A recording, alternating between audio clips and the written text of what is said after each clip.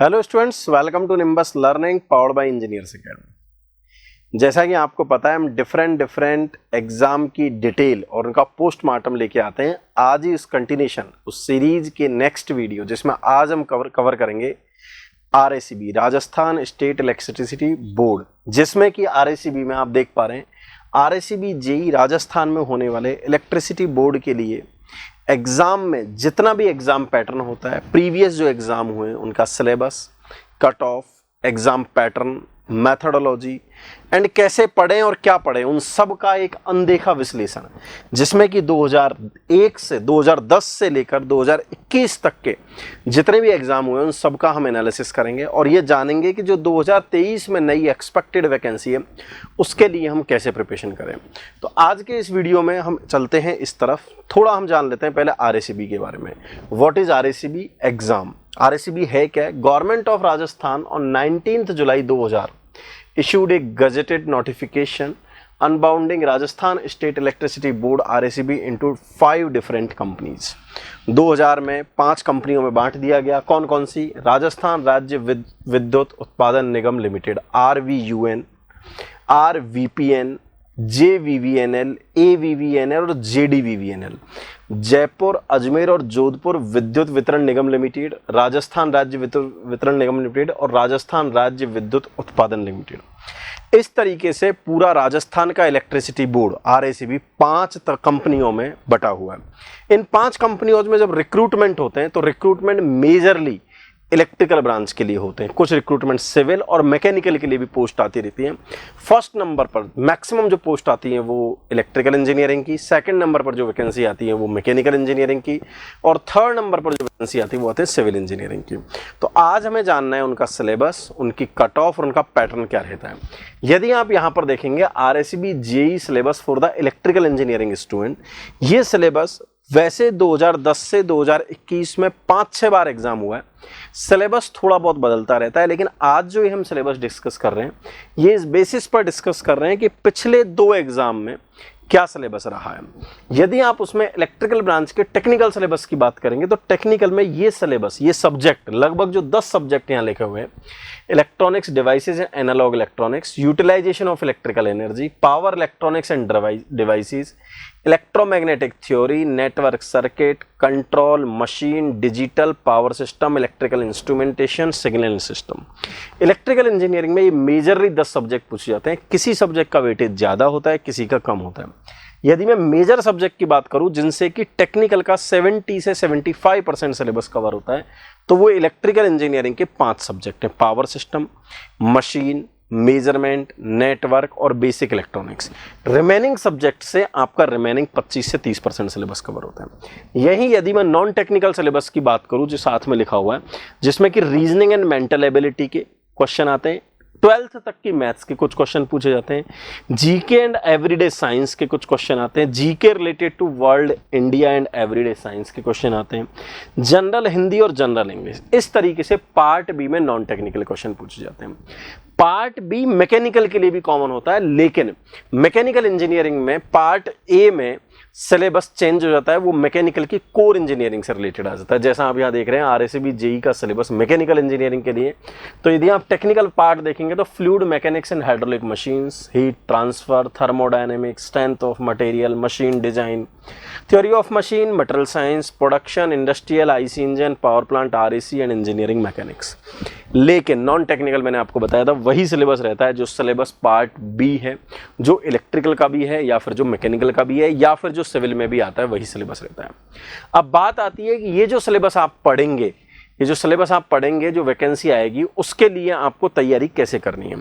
तैयारी जानने से लिए आपको पता होना चाहिए कि जो पिछले एग्जाम में, जब 2010, 11, 12, 13, 16, 18, 21, ये जो पिछले 10-12 सालों में जो 6-7 एग्जाम हुए हैं, यहाँ पर किस तरीके से एग्जाम की मेथोडोलॉजी, तो हमें इसको रूट मैप को समझना होगा। यदि हम बात करें, यह आपको लिखा हुआ है previous year paper wise analysis, number of post of all department. यहां पर हम बात कर रहे हैं कि यदि आपके पास में 2010, 11, 12 और 13, आगे हम अगले आने वाले सालों की बात करेंगे। यदि हम नंबर ऑफ वैकेंसीज की बात करें, आपके पास है नंबर ऑफ वैकेंसीज, तो आपके पास है 137 थी 2010 में, 2011 में 1323 थी, 2012 में 920 थी, 2013 में 993 थी, ऐसे आगे और भी थी। लेकिन जब ये एग्जाम होता था तो उस टाइम पर ये एग्जाम ऑफलाइन एग्जाम होता था, मतलब OMR शीट पर एग्जाम होता था, और वहां पर आपसे 100 क्वेश्चन तो टेक्निकल के पूछे जाते थे और 25 क्वेश्चन आपके पास में नॉन टेक्निकल के पूछे जाते थे। राजस्थान जीके के 25 क्वेश्चन और 100 क्वेश्चन टेक्निकल के, 125 क्वेश्चन 3 आवर्स में आपको ये सॉल्व करने होते थे। जब ये exam pattern time over the time period आगे बढ़ा और 2018 में जब आया तो पहली बार ऐसा हुआ, 2016 में जब आया तो पहली बार ऐसा हुआ जब आपके पास में टेक्निकल का सिलेबस इसमें से हटा दिया गया और केवल ये एग्जाम नॉन टेक्निकल, ये पहली बार हुआ और ऑलमोस्ट आखिरी बार भी हुआ, बहुत ज़्यादा इसका अपोज भी हुआ। और 2016 में जब 534 वैकेंसी आई तो केवल ये एग्जाम नॉन टेक्निकल हुआ, जिसमें reasoning, maths, GS, GK, general Hindi और जनरल इंग्लिश होके 200 मार्क्स, 200 क्वेश्चंस का, जो आप देखेंगे ना यहाँ पर 200 क्वेश्चंस का ये एग्जाम हुआ और 2 घंटे में आपको ये सॉल्व करना था, और ये पूरा का पूरा 2016 का एग्जाम हो गया। जब आगे बढ़े 2018 में, 2016 में अपोजिशन हुआ तो ऑब्वियसली नॉन टेक्निकल के साथ में टेक्निकल ऐड होना ही था, क्योंकि टेक्निकल एग्जाम है, टेक्निकल क्वेश्चन आने ही थे। तो 2018 में जो 693 वैकेंसीज आई, सारे पांचों की पांचों आपके पास में कंपनीज में, तो पांचों कंपनीज में इन्होंने क्या कहा कि ये पैटर्न किया, क्या पैटर्न किया, 60 क्वेश्चन इन्होंने ऐड किए टेक्निकल के और 20 क्वेश्चन रीजनिंग के, 12 क्वेश्चन मैथमेटिक्स के, GK GS के 20, जनरल हिंदी के 14, जनरल इंग्लिश के 14, ऐसे करके 80 क्वेश्चन इन्होंने नॉन टेक्निकल ऐड करे। 80 क्वेश्चन जो नॉन टेक्निकल ऐड करे, हर क्वेश्चन 1 नंबर का था, और 60 क्वेश्चन जो थे वो टेक्निकल ऐड करे, जो कि हर क्वेश्चन 2 नंबर का था। ऐसे करके 60 × 2 120 और 80 200 मार्क्स का ये टोटल पेपर आपका 2 घंटे का पेपर बना। और यही सेम पेपर पैटर्न रहा आपका 2021 में, जहां पर राजस्थान स्टेट इलेक्ट्रिसिटी बोर्ड में 571 वैकेंसीज आई थी। पांचों कंपनीज में ऑनलाइन पेपर, वही मेथोडोलॉजी, 80 क्वेश्चन नॉन टेक्निकल के, 60 क्वेश्चन टेक्निकल के, नॉन टेक्निकल का क्वेश्चन 1 नंबर का, टेक्निकल का क्वेश्चन 2 नंबर का, 2 आवर्स का पेपर, मतलब 120 मिनट्स का पेपर, 140 क्वेश्चन सॉल्व करने, 200 मार्क्स का पेपर। ये पूरी मेथोडोलॉजी पिछले, यदि आप 2010 से 2021 तक की मेथोडोलॉजी देखेंगे, जिसमें 7 बार इलेक्ट्रिसिटी बोर्ड ने एग्जाम करवाया और ये इस तरीके से ऑर्गेनाइज हुआ। लेकिन यदि आप देखेंगे, ये पूरी कहानी थी इलेक्ट्रिकल ब्रांच की। यदि आप देखेंगे मैकेनिकल के लिए भी, तो वही 10, 11, 12, 13 नंबर ऑफ वैकेंसीज और एग्जाम पैटर्न वही था, लेकिन नंबर ऑफ वैकेंसीज अलग थी। मैकेनिकल के लिए 2018 में वैकेंसीज नहीं थी और फिर उसके बाद में 2021 में 248 बहुत ही बम्पर वैकेंसी थी, और वही मेथोडोलॉजी जो प्रीवियसली इलेक्ट्रिकल में रही, वही मेथोडोलॉजी सेम टू सेम किस ब्रांच के लिए रही, मैकेनिकल ब्रांच के लिए रही। अब यदि हम देखें जो 2023 में आपका एग्जाम होने वाला है, तो 2023 में होगा क्या?